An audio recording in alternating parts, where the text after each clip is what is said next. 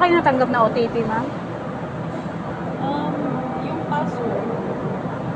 Password? Oh, mayroon kayo natanggap, ma'am. Yun na lang dapat inano niyo, ma'am. Dapat hindi na kayo nagpunta sa ganyan. Ito na lang po, ma'am. Wala kayong ano, yung apps ng Backstas? Yan lang, ma'am. Password ng lagay. Para mas mabilis. Pero mas maganda, ma'am, pag may apps kayo ng Backstas apps. Kasi mas mabilis. Iscan nyo lang po tong QR code. Automatic na siya. Okay.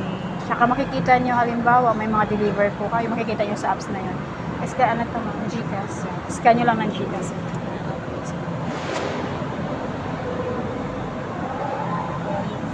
So, 12 pesos lang.